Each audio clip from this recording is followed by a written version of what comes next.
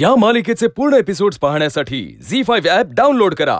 सह्याद्रीच्या दऱ्याखोऱ्यातून माळरानातून स्वराज्यासाठी अखंड साथ देणाऱ्या आपल्या सवंगड्यांचा सहकाऱ्यांचा आबासाहेबांनी नेहमीच गौरव केला, सन्मान केला। या प्रसंगी आम्हाला महाप्रतापी वीर शालिवाहन राजाची याद येते। त्यांनी ज्याप्रमाणे मातीतून वीर निर्माण केले त्याचप्रमाणे आमच्या आबासाहेबांनी शेताबांधावरून वाड्या वस्त्यांवरून सर्वसामान्य रयतेतून निधड्या छातीचे असंख्य योद्धे घडवले।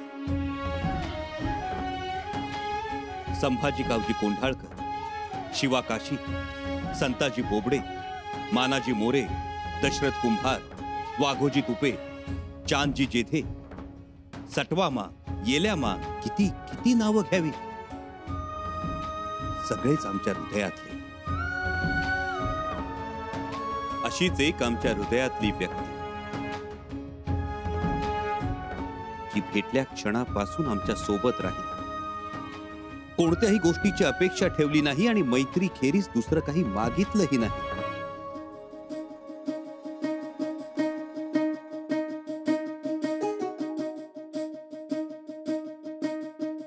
परंतु आज आम्ही त्यांना देणार आहोत मोठी जबाबदारी देणार आहोत।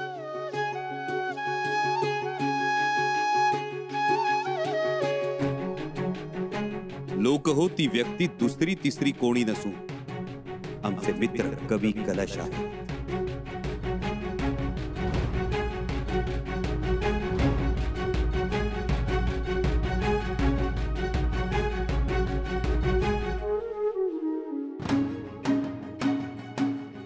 कवी कलश हे मूळचे कनोजचे,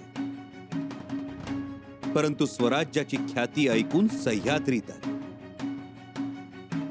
खरं तर घरची सोबतता कोणत्याही गोष्टीची ददात नाही। स्वतः संस्कृत पंडित आहेत, गाढे अभ्यासक आहेत, ग्रंथरचिते आहेत।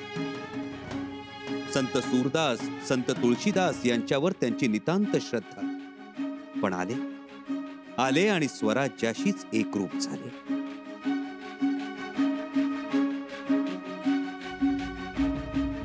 ठगानेच दुनिया को मादर कहे, छिपा लोड जाहिर हो खाहिर कहे, बदी बापसू अपनी मिरास जान। म्हणजे हा औरंगजेब फसवण्यासाठीच जगाला आई म्हणतो, हाताखालच्या लोडाला बहीण म्हणतो, आईचं दूध म्हणून भावांचं रक्त पिणं हा आपला धर्म समजतो।